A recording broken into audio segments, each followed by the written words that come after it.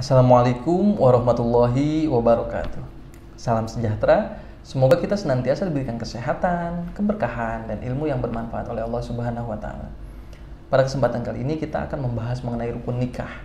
Dalam hal ini kita akan membahas mengenai rukun nikah berdasarkan kepada kompilasi hukum Islam. Di kawan-kawan, di pasal 14 kompilasi hukum Islam itu ditegaskan bahwa rukun nikah itu ada 5. Yang pertama adalah calon suami, kemudian rukun nikah yang kedua adalah calon istri, rukun nikah yang ketiga adalah wali nikah, kemudian rukun nikah yang keempat adalah 2 orang saksi, dan rukun nikah yang kelima ijab dan qabul. Jadi kawan-kawan, itu ketika berbicara rukun nikah sebagaimana diatur dalam pasal 14 kompilasi hukum Islam, ada 5 rukun nikah sebagaimana yang telah disebutkan. Nah, kita berbicara mengenai pernikahan lebih lanjut. Ketika berbicara mengenai calon suami dan calon istri tadi, sebelum dilangsungkannya pernikahan atau sebelum dilangsungkannya akad nikah, ini harus betul-betul diperhatikan bahwa ketika akan terjadi pernikahan, baik calon suami dan calon istri itu melakukan pernikahan betul-betul atas persetujuan pihak masing-masing.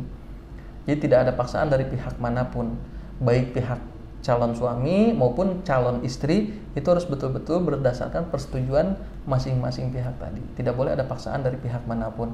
Lalu yang kemudian yang harus diperhatikan adalah bagaimana kemudian calon suami dan calon istri ini sebelum melangsungkan pernikahan itu harus memenuhi persyaratan terlebih dahulu sebagaimana diatur dalam aturan perundang-undangan, dalam hal ini undang-undang tentang perkawinan.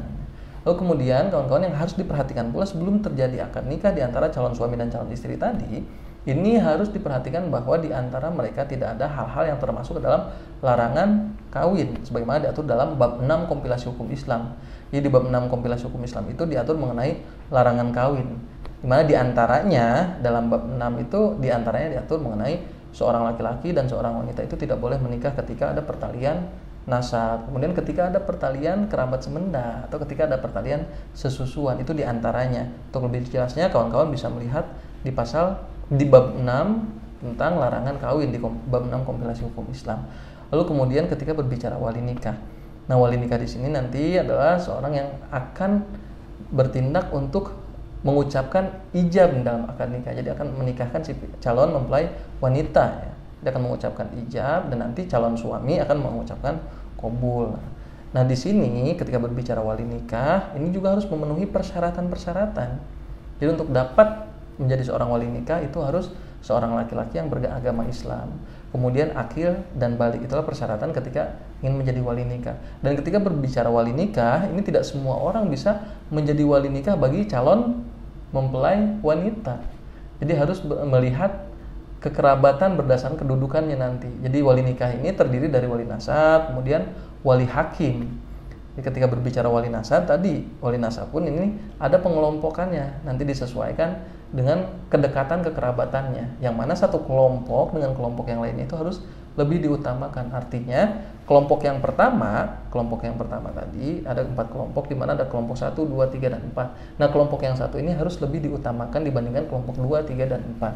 Nah, kita berbicara mengenai wali nasab, kelompok yang pertama yang harus lebih diutamakan untuk menjadi seorang wali nikah, yang pertama adalah saudara kerabat laki-laki garis lurus ke atas. Dalam hal ini adalah ayah, kemudian kakek dari pihak ayah, dan seterusnya. Ini berbicara mengenai kelompok yang pertama tadi, berbicara mengenai wali nasab yang termasuk ke dalam kelompok yang pertama. Kemudian kelompok yang kedua adalah saudara laki-laki sekandung atau saudara laki-laki seayah dan keturunan laki-laki mereka. Ini termasuk ke dalam kelompok yang kedua. Kemudian yang ketiga, kelompok yang ketiga adalah kelompok kerabat paman. Dalam hal ini saudara laki-laki kandung ayah, saudara laki-laki seayah atau keturunan laki-laki mereka. Itu termasuk ke dalam kelompok yang ketiga. Kemudian kelompok yang keempat adalah saudara laki-laki sekandung kakek, kemudian saudara laki-laki seayah kakek, kemudian keturunan laki-laki mereka. Itu masuk ke dalam kelompok yang keempat. Namun tetap tadi harus diperhatikan bahwa kelompok yang pertama itu lebih berhak untuk menjadi wali nikah. Ketika berbicara wali nasab, ini kelompok yang pertama itu lebih berhak. Dalam hal ini berarti untuk menikahkan seorang perempuan atau calon mempelai wanita tadi adalah dalam kedudukan kekerabatannya yang paling berhak adalah seorang ayah. Sebagaimana tadi dijelaskan bahwa kelompok yang pertama itu harus lebih diutamakan dibandingkan dengan kelompok yang lainnya. Lalu kemudian tadi ketika berbicara wali itu, wali nikah itu terdiri dari wali nasab. Wali nasab sebagaimana tadi telah dijelaskan. Lalu kemudian yang kedua ada wali hakim. Ketika berbicara wali hakim, nah wali hakim ini baru dapat bertindak ketika memang wali nasab ini tidak diketahui keberadaannya, atau tidak diketahui tempat tinggalnya, atau tidak memungkinkan untuk mendatangkan atau menghadirkan si wali nasab tadi. Lalu kemudian dalam hal wali nasab ini gaib atau adol atau enggan, maka di sini baru wali hakim dapat bertindak sebagai wali nikah. Kemudian selain wali nikah tadi kita berbicara mengenai saksi. Jadi kawan-kawan, ketika berbicara saksi dalam akad nikah ini harus ada 2 orang saksi, di mana untuk menjadi saksi pun harus memenuhi persyaratan. Persyaratan untuk menjadi seorang saksi dalam pernikahan itu yang pertama adalah seorang laki-laki yang beragama Islam, kemudian adil, akil balik, kemudian selanjutnya syarat yang selanjutnya adalah tidak terganggu ingatannya, dan syarat yang terakhir adalah tidak menderita tunarungu atau tuli. Ketika berbicara persyaratan untuk dapat menjadi saksi dalam pernikahan itu tadi yang pertama adalah seorang laki-laki yang beragama Islam, kemudian adil, kemudian akil balik, kemudian selanjutnya adalah tidak terganggu ingatannya, dan syarat yang terakhir adalah tidak menderita tunarungu atau tuli. Nah, kemudian dalam hal pernikahan seorang menjadi saksi. Nah, saksi tadi 2 orang saksi ini harus menyaksikan secara langsung akad nikah tadi. Kemudian berbicara mengenai ijab qabul. Jadi ijab dan qabul antara wali nikah dan calon mempelai pria itu harus dengan jelas, beruntun, dan tidak berselang waktu. Jadi kawan-kawan tentu sering melihat pernikahan. Dalam hal ini ijab dan oleh wali nikah di akhir ijab ini biasanya menyatakan tunai, maka harus langsung disambut oleh calon mempelai pria tadi, saya terima nikah. Jadi harus jelas, beruntun, dan tidak berselang waktu. Jadi harus langsung.